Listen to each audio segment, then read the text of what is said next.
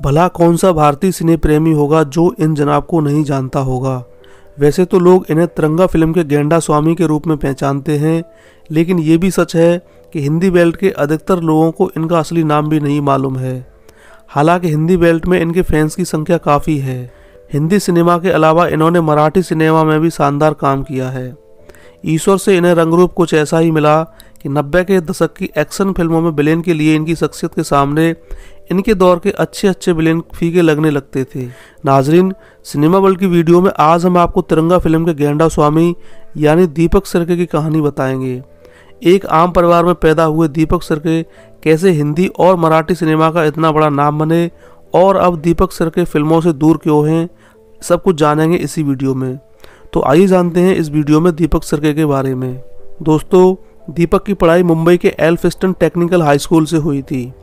बचपन में दीपक ख्वाब देखते थे कि बड़े होकर एक पुलिस इंस्पेक्टर बनेंगे, लेकिन वो कहते हैं ना कि अगर कोई चीज़ इंसान के नसीब में लिखी है तो किस्मत फिर अपने आप परिस्थितियां बना देती है कि वो चीज़ इंसान को हासिल होकर ही रहती है। ऐसा ही कुछ दीपक के साथ भी हुआ। दीपक के स्कूल के पास ही रंग भवन नाम का एक थिएटर था और उस थिएटर में अक्सर नाटकों की रिहर्सल होती रहती थी।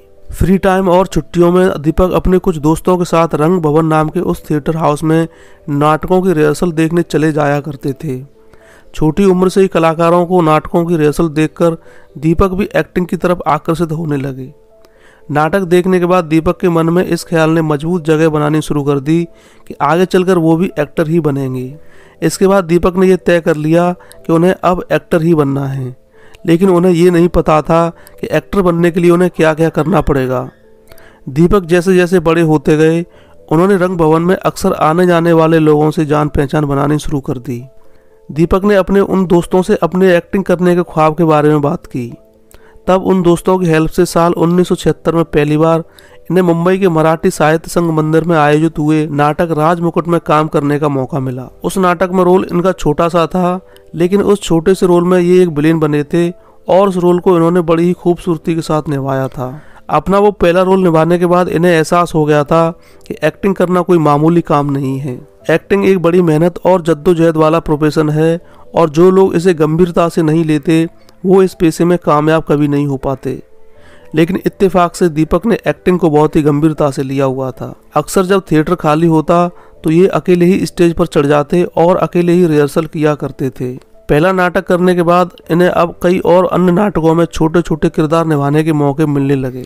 शुरुआत के कई नाटक तो ऐसे रहे जिनमें इन्हें स्टेज पर दूसरे एक्टर्स के साथ केवल खड़ा रहने के लिए बोला गया था। ना कोई डायलॉग मिला, ना कोई एक्टिंग की, लेकिन दीपक ने अपने सब्र को नहीं खोया। इन्हें यकीन था कि अगर इनकी किस्मत इन्हें यहाँ तक लेके आई है तो आगे भी लेकर जरूर जाएगी। शुरुआत में छोटे मोटे किरदार निभाने के बाद दीपक को नाटकों में बड़े और डायलॉग वाले किरदार भी मिलने लगे। फिर तो अगले कई सालों तक दीपक मराठी थिएटर में काम करते रहे। मराठी थिएटर जगत में दीपक का नाम बनने लगा था। नाम बना तो काम मिलने लगा और काम मिलने लगा तो मुंबई के बाहर महाराष्ट्र के दूसरे शहरों में इन्हें नाटक करने का मौका भी मिला। शुरुआत में छोटे मोटे किरदार निभाने के बाद दीपक को अब बड़े नाटकों में डायलॉग वाले किरदार भी मिलने लगे थे। मराठी थिएटर जगत में दीपक का नाम अब बनने लगा था। नाम बनने लगा तो उन्हें काम भी मिलने लगा और काम मिलने लगा तो मुंबई के बाहर महाराष्ट्र के दूसरे सिटी में उन्हें नाटक करने का मौका भी मिलने लगा। इसके बाद दीपक की मेहनत रंग लाने लगी थी। मराठी फिल्म इंडस्ट्री में भी इनके नाम के अब चर्चे होने लगे थे। फिर साल 1987 में इन्हें दे दनादन नाम की एक फिल्म में पहली बार एक्टिंग करने का मौका मिला। हालांकि इस मूवी से पहले इन्होंने धड़ाकेबाज नाम की एक फिल्म साइन कर ली थी, लेकिन शूटिंग में देरी के चलते वो फिल्म साल 1990 में रिलीज हो पाई।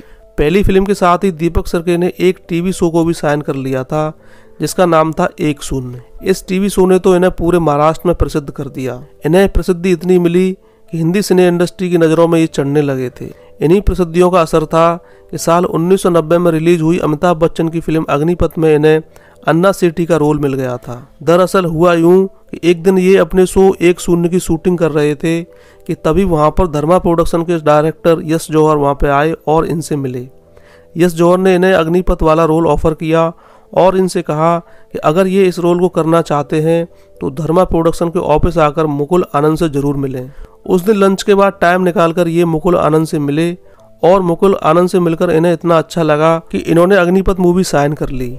अग्निपथ मूवी जब रिलीज हुई तो दीपक सिरके की जबरदस्त एक्टिंग देखकर हिंदी सिनेमा इंडस्ट्री ने अपने पूरे दरवाजे इनके लिए खोल दिए। अगले साल यानी 1991 में दीपक सिरके एक बार फिर हम फिल्म में अमिताभ बच्चन के साथ नजर आए। हालांकि कैरियर की शुरुआत में ही दीपक सिरके के साथ एक बड़ा ही अनोखा इत्तेफाक हो गया था। हुआ ये था कि पहले ही हिंदी फिल्म अग्निपथ में दीपक सिरके का किरदार अमिताभ बच्चन के हाथों मारा जाता है और फिल्म हम में दीपक सिरके एक शरीफ आदमी बने थे और इस फिल्म में भी अमिताभ बच्चन के पिता के रोल में नजर आए थे। इत्तेफाक से इस फिल्म में भी दीपक सिरके का किरदार मारा जाता है, लेकिन जहां अग्निपथ में दीपक सिरके को अमिताभ बच्चन जान से मार देते हैं तो हम फिल्म में दीपक सिरके अमिताभ की बाहों में दम तोड़ देते हैं। इन दो फिल्मों ने दीपक सिरके को हिंदी सिनेमा के दर्शकों के बीच में पहचान तो दिला दी थी, लेकिन दीपक सिरके के टैलेंट का असली लोहा लोगों ने तब मानना शुरू किया जब साल 1993 में रिलीज हुई फिल्म तिरंगा में ये प्रलयनाथ गोयंडा स्वामी के रूप में दिखे। तिरंगा फिल्म में इनकी खूंखार हंसी ने कईयों को खौफजदा कर दिया था। आगे चलकर दीपक सिरके ने एक से एक बढ़कर फिल्में दी। यूं तो अधिकतर फिल्मों में इन्होंने खूंखार गुंडे और गैंगस्टर के रोल ही निभाए हैं, लेकिन साल 2007 में आई फिल्म बॉम्बे टू गोवा में इन्होंने बड़ी ही जबरदस्त कॉमेडी की थी। अपने पूरे करियर में इन्होंने 100 से भी ज़्यादा हिंदी फिल्मों में काम किया है। लगभग हर बड़े एक्टर के साथ इन्होंने सिल्वर स्क्रीन शेयर की, लेकिन दीपक को हमेशा इस बात का अफसोस रहा कि दिलीप कुमार और देवानंद के साथ काम करने का इन्हें कभी मौका नहीं मिला। वहीं दीपक सिरके की करंट स्टेटस की बात करें तो पिछले 5 साल से दीपक सिरके किसी फिल्म में नज़र नहीं आए हैं। इनकी आखिरी रिलीज मूवी 2016 में आई फिल्म वेंटिलेटर थी। इसके बाद से दीपक सिरके किसी फिल्म या शो में नहीं दिखे और ना ही इन्होंने कोई नया प्रोजेक्ट साइन किया है।